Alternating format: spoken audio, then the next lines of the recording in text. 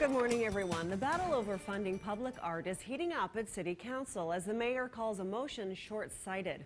The motion is set to be introduced on Monday by Councillor Peter DeMong.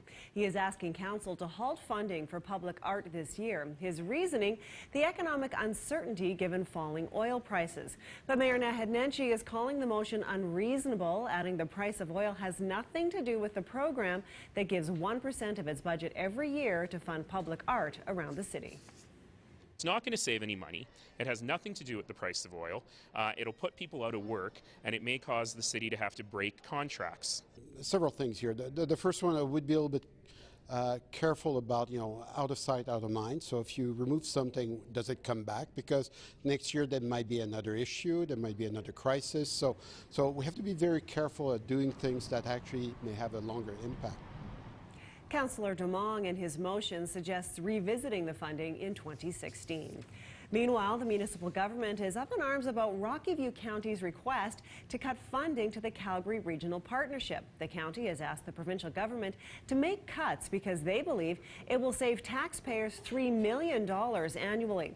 The partnership serves to develop regional services between municipalities from Banff to Chestermere to Nanton. It's very short thinking on their part.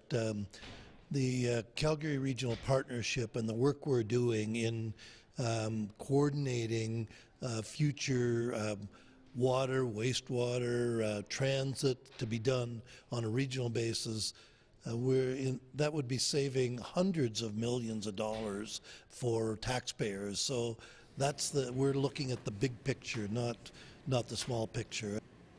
Rocky View County is not a member of the partnership. Education Minister Gordon Dirks says plans have changed for 6 so-called starter schools in our city.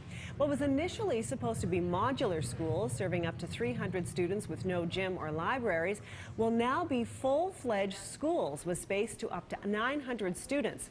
Dirks says the move could save the government up to $20 million.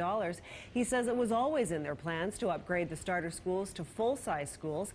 Public schools will open in West Springs, Saddle Ridge, Cranston, and Aspen Woods, while Catholic schools will open in Skyview Ranch and Silverado. All the schools are expected to be ready for the 2016-2017 school year. Police asking Calgarians to be aware about a long-term offender who is now residing in the Calgary area. 42-year-old Michael Andrew Scott has moved into the city after serving a 7-year sentence. He has a long criminal history, including multiple sexual assaults. Police say he is known to target women in public places or in their homes. His assaults have been impulsive in nature and include threats and use of weapons. He is being monitored by correctional services and is bound by conditions of his release.